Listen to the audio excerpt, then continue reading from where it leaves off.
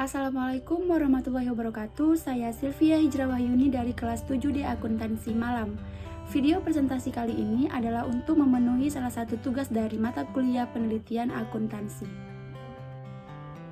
yaitu mereview proposal skripsi dari teman saya Febriani Putri yang berjudul Pengaruh Penerimaan Pajak Hiburan terhadap Pendapatan Asli Daerah pada Badan Pengelolaan Pajak dan Retribusi Daerah Kota Medan.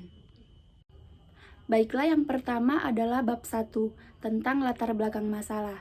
Di latar belakang masalah itu yang kita review yang pertama ada aktualisasi masalahnya. Aktualisasi masalahnya sudah aktual karena pada latar belakang permasalahannya sudah terdapat teori-teori yang melandasi masalah dan kelengkapan data yang sudah berhubungan dengan berbagai teori dan permasalahan yang akan diteliti. Terlihat jelas ada teori pajak, yaitu menurut Undang-Undang Nomor 16, dan data-data target realisasi penerimaan pajak hiburan Kota Medan pada tahun 2017 sampai 2021.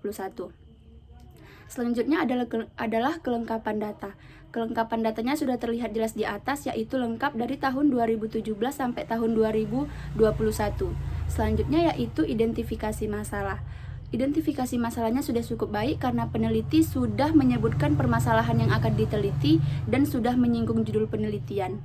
Terlihat yaitu pertama, identifikasinya terjadi peningkatan jumlah pusat-pusat hiburan di Kota Medan dan penerimaan pajak Kota Medan tidak mencapai target pada pajak hiburan di Badan Pengelolaan Pajak dan Retribusi Daerah Kota Medan. Selanjutnya masih di bagian bab 1, yaitu terdapat batasan dan rumusan masalah.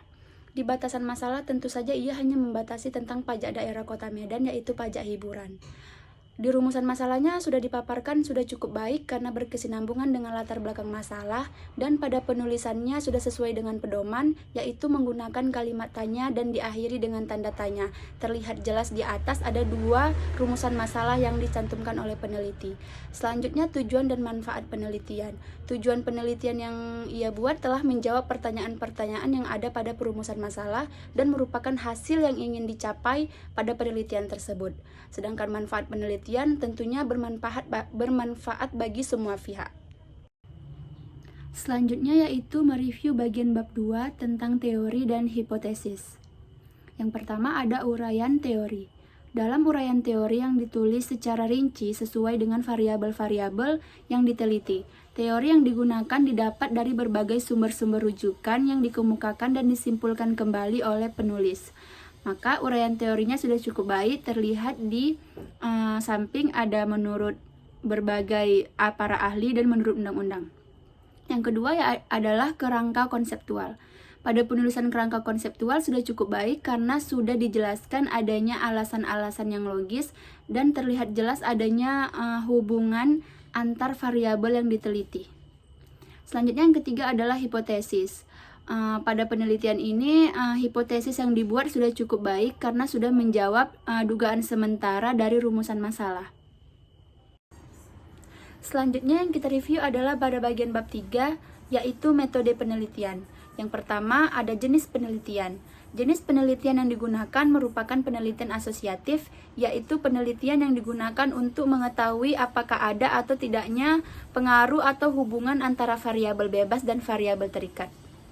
Maka terlihat jelas penelitian yang diteliti oleh Febriani sudah baik karena dia sudah mencantumkan jenis penelitiannya. Selanjutnya ada definisi operasional.